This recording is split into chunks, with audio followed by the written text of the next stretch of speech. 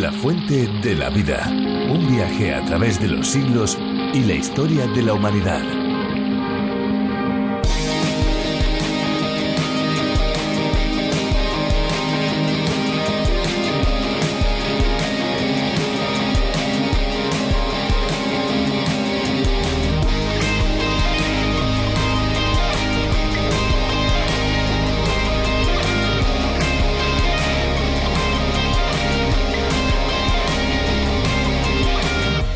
Siempre deberíamos recordar que beber agua es muy importante, ya que ayuda a evitar enfermedades y regula la temperatura del cuerpo humano, así como el funcionamiento del sistema digestivo. Tener siempre un vaso preparado o una botella de agua cerca es un consejo muy práctico y adecuado. Seguirlo nos ayuda a vivir con más calidad.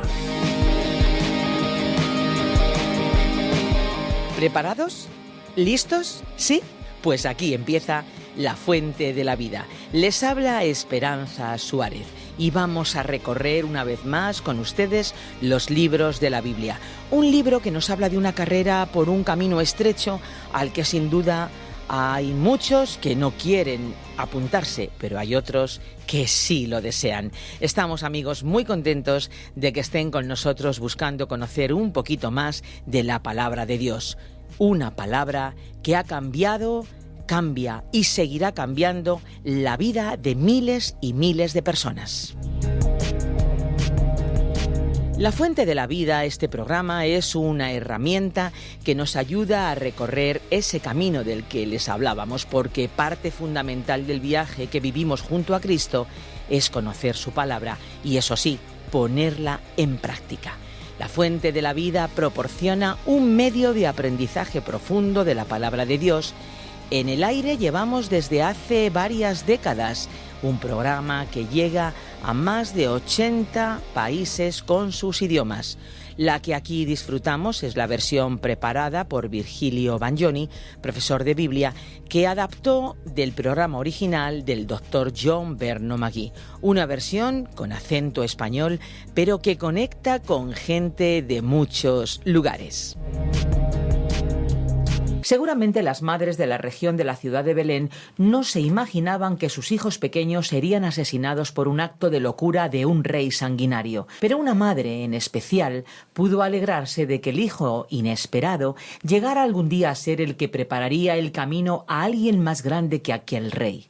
Alguien que con su amor vencería el odio. Herodes y Juan el Bautista fueron dos personajes con características muy distintas. ¿Qué les parece si hoy conocemos un poco más de su historia en La Fuente de la Vida? Pues nos vamos con lo que Virgilio Bagnoni tiene preparado para nosotros hoy. La Fuente de la Vida. Mateo capítulo 2, versículo 12, hasta el capítulo 3, versículo 9. Terminamos nuestro programa anterior con la escena ante José y María, cuando los magos que habían venido desde el oriente llegaron hasta donde se encontraba Jesús y le adoraron, presentándole valiosos regalos, oro, incienso y mirra.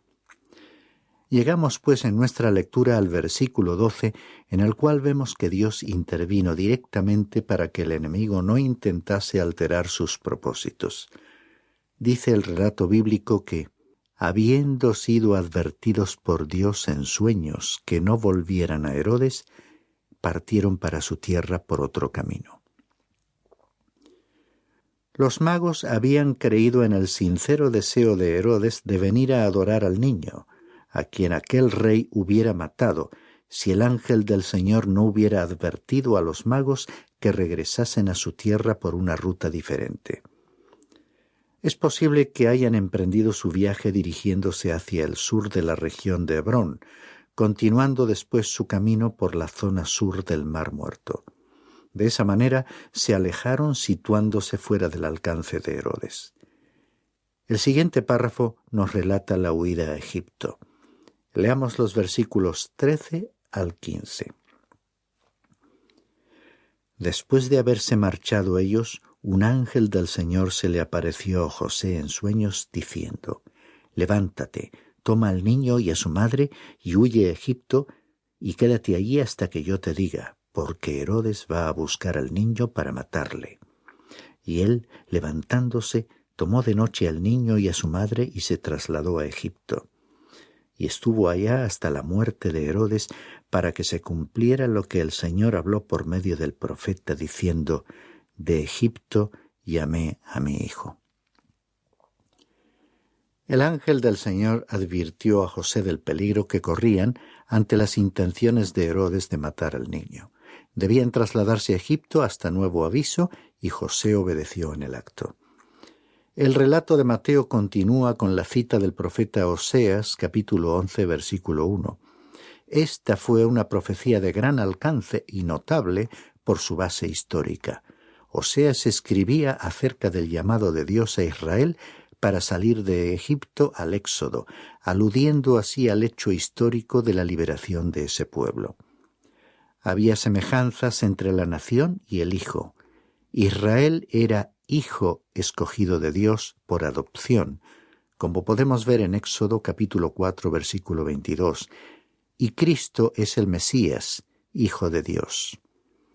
En ambos casos, en cuanto al pueblo de Israel y en el caso del Mesías, su traslado a Egipto fue para escapar de un peligro y su retorno importante para la historia salvífica de la nación.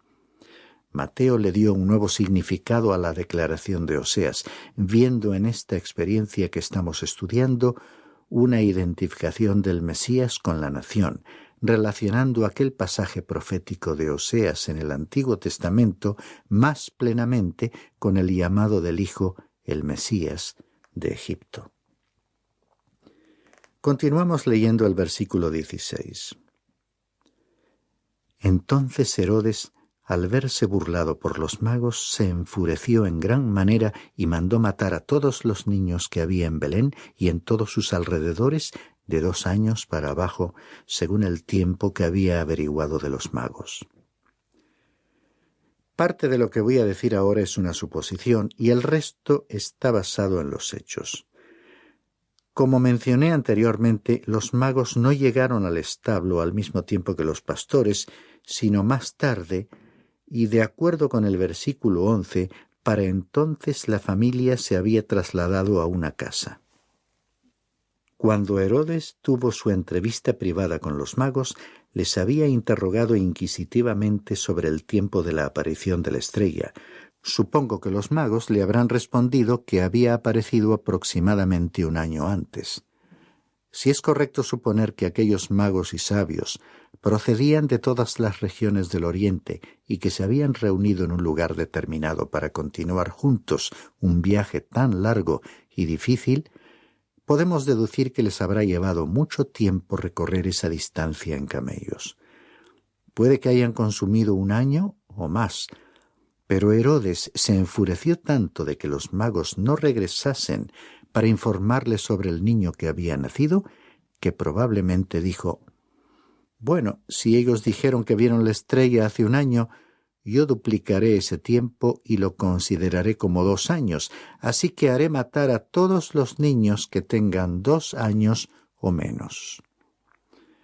Realmente Herodes era un personaje enloquecido. Continuemos la lectura bíblica con el versículo 17. Entonces se cumplió lo que fue dicho por medio del profeta Jeremías, cuando dijo: «Se oyó una voz en Ramá, llanto y gran lamentación. Raquel que llora a sus hijos y que no quiso ser consolada porque ya no existen». Esta también es una profecía peculiar. Jeremías no dijo que el llanto y la lamentación serían oídos en Belén. Estoy seguro de que hubo un gran duelo en Belén, pero Jeremías menciona a Ramá, que estaba situada aproximadamente tan al norte de Jerusalén como Belén lo está hacia el sur. Ramá, por cierto, era la tierra del profeta Jeremías. Imagino que cuando los soldados recibieron las órdenes de matar a los niños, el capitán le habrá preguntado a Herodes: «¿Por dónde quiere que comience?». Pienso que Herodes le habrá respondido: «Bueno, simplemente trace un círculo alrededor de Jerusalén cuyo radio llegue hasta Belén en el sur y hasta Ramá en dirección al norte». Es evidente entonces que Herodes hizo matar a una gran cantidad de niños. Podemos imaginar el llanto y los lamentos en aquella zona entre Belén y Ramá, una extensión de aproximadamente 40 kilómetros. Aquellos momentos en que tantas personas y familias perdieron a sus pequeños debieron ser extremadamente dolorosos. Esta profecía pronunciada por el profeta Jeremías se cumplió literalmente. El párrafo final de este capítulo nos relata el regreso a Nazaret. Leamos los versículos 19 y 20. Pero cuando murió Herodes, he aquí un ángel del Señor se apareció en sueños a José en Egipto, diciendo: Levántate, toma al niño y a su madre y vete a la tierra de Israel, porque los que atentaban contra la vida del niño han muerto. Quisiera resaltar un detalle. En el libro del Génesis, capítulo 32, leímos que el ángel del Señor se le apareció a Jacob en Peniel. Aquí, sin embargo, se menciona a un ángel del Señor. El ángel del Señor del Antiguo Testamento era una aparición de Cristo reencarnado. Ahora, en este pasaje que estudiamos, Cristo, al nacer, ya se había encarnado y se encontraba en Egipto. Era esencial que Jesús saliese de Egipto y regresase a Israel. El motivo más importante para ello era que él había nacido bajo el imperio de la ley de Moisés y debía vivir sujeto a la autoridad que emanaba de aquella ley mosaica. Él era el único que realmente la había cumplido. Jesús debía salir del ámbito de influencia de Egipto. Él no se educaría ni formaría allí, como Moisés y como los hijos de Israel cuando se estaban convirtiendo en una nación. Leamos los versículos 21 al 23. Y él, levantándose, tomó al niño y a su madre y vino a la tierra de Israel. Pero cuando oyó que Arquelao reinaba sobre Judea en lugar de su padre Herodes, tuvo miedo de ir allá, y advertido por Dios en sueños, partió para la región de Galilea, y llegó y habitó en una ciudad llamada Nazaret, para que se cumpliera lo que fue dicho por medio de los profetas: será llamado Nazareno. El hijo de Herodes, Arquelao, tenía también una personalidad brutal. Por otra parte, destacaré la frase será llamado Nazareno. La palabra hebrea para Nazaret es netzer y significa rama o retoño. La ciudad de Nazaret llevaba ese nombre debido a su insignificancia. Las profecías bíblicas de Isaías capítulo 11, versículo 1, Isaías capítulo 53, versículos 2 y 3, y el Salmo 22, versículo 6, están relacionadas con el término nazareno. Pero al Señor se le asignó dicho término no sólo porque él era una rama del tronco de Isaí, sino también porque creció en la ciudad de Nazaret. Al ser llamado Nazareno, cumplió las profecías. Pasemos ahora a considerar el capítulo 3 de Mateo, y el tema a desarrollar será: Juan el Bautista, el precursor del Rey, anuncia el reino y bautiza a Jesús, el Rey. El primer párrafo presenta las actividades y predicación de Juan el Bautista. Leamos los versículos 1 y 2.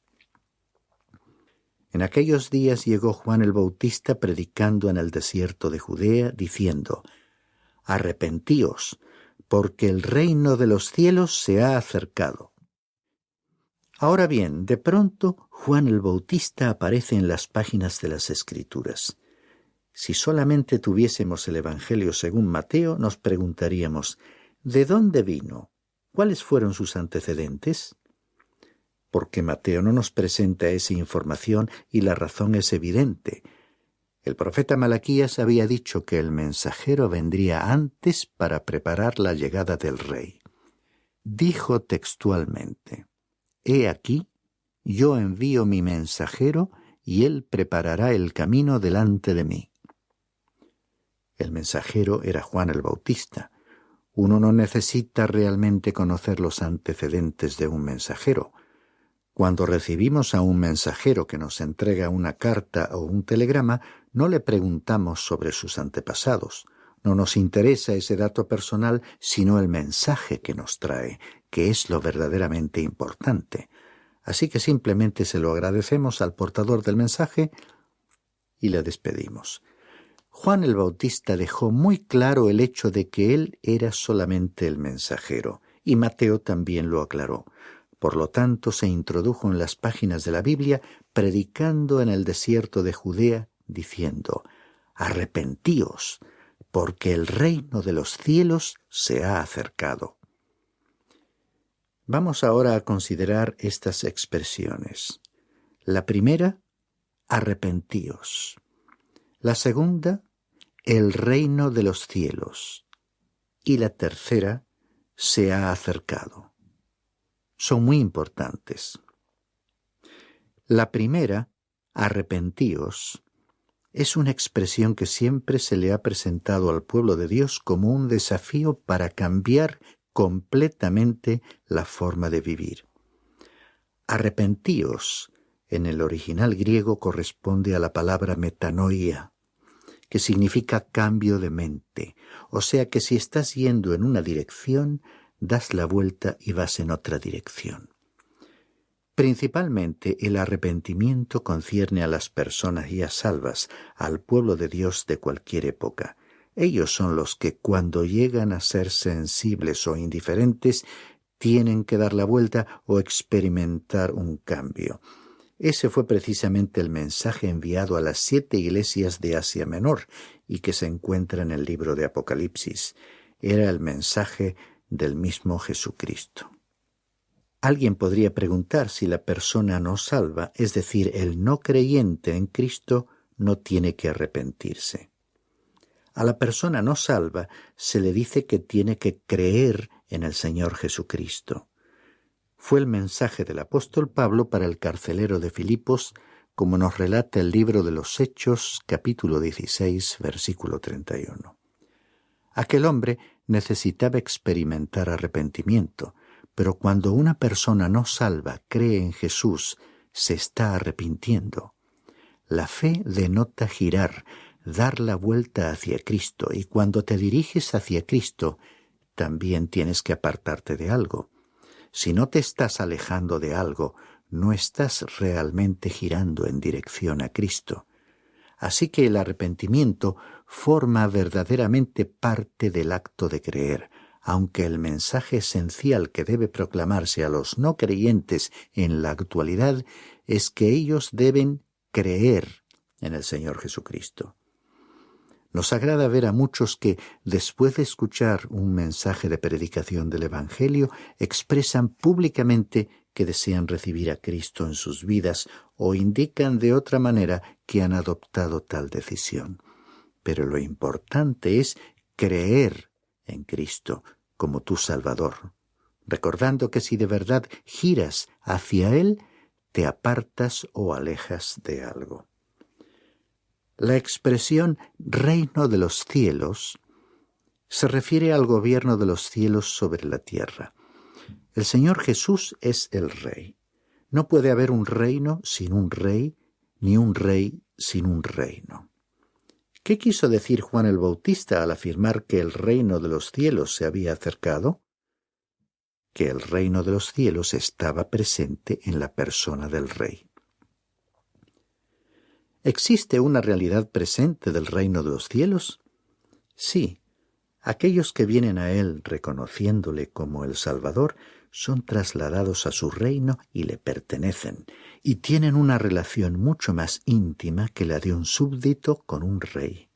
Una de las imágenes que el Nuevo Testamento utiliza para ilustrar la realidad de la Iglesia presenta a Cristo como el futuro esposo y a los creyentes como la futura esposa.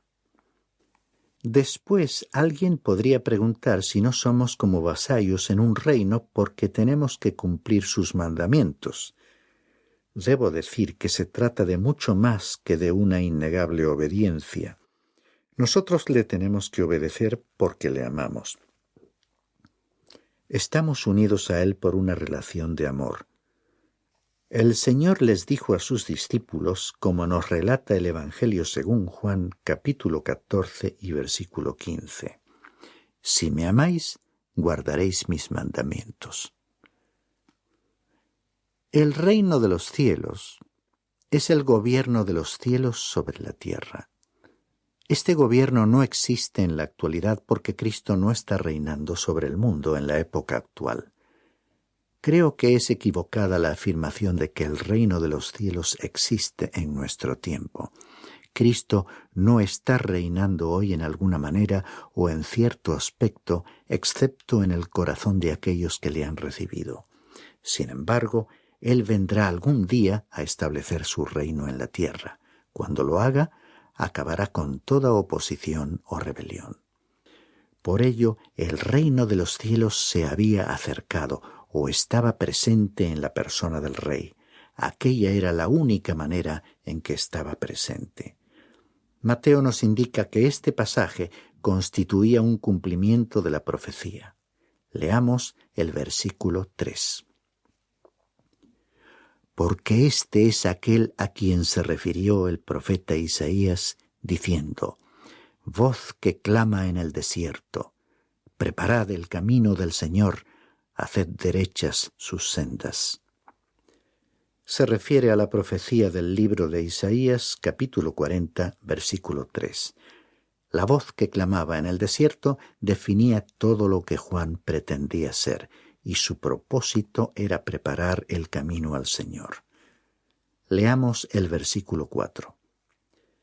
Y él, Juan, tenía un vestido de pelo de camello y un cinto de cuero a la cintura, y su comida era de langostas y miel silvestre. Parecía un individuo extraño, ¿no es cierto? Seguía una dieta rara y vestía de una manera poco común. Aquí tenemos a un hombre excepcional, a un hombre con una misión.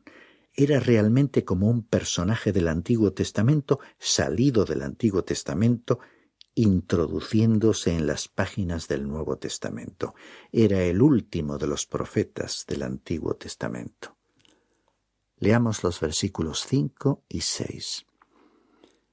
Acudía entonces a él Jerusalén, toda Judea y toda la región alrededor del Jordán, y confesando sus pecados, eran bautizados por él en el río Jordán. Observemos que las multitudes acudieron a él. Juan no tenía una organización que le respaldase o le promocionase. Evidentemente, el Espíritu de Dios estaba en aquel hombre, y la actitud de las personas indicaba que se había operado un cambio en sus vidas.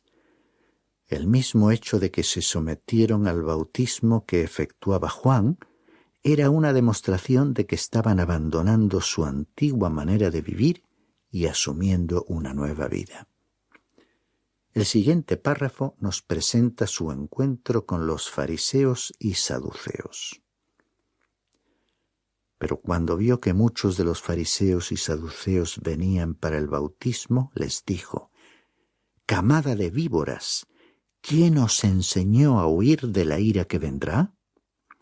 Por tanto, dad frutos dignos de arrepentimiento, y no presumáis que podéis deciros a vosotros mismos: tenemos a Abraham por padre, porque os digo que Dios puede levantar hijos a Abraham de estas piedras». Nos llama la atención su forma desafiante de dirigirse a fariseos y saduceos, pasando por alto su dignidad y haciéndoles ver la inutilidad de apoyarse en la vinculación con Abraham como antepasado. Fue verdaderamente un lenguaje fuerte y violento.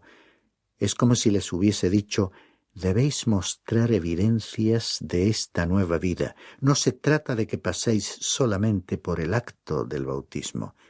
Tiene que haber fruto en vuestra vida. En nuestro próximo programa continuaremos con la vida de Juan el Bautista. Terminamos hoy recordando que también en nuestro tiempo los ritos y las ceremonias carecen de valor ante Dios si una persona no ha tenido un encuentro personal con Él por medio de Jesucristo, que produce el principio de una transformación en el individuo, un fruto, una conducta, unas obras que lo demuestran. Todo ello evidencia de una vida nueva.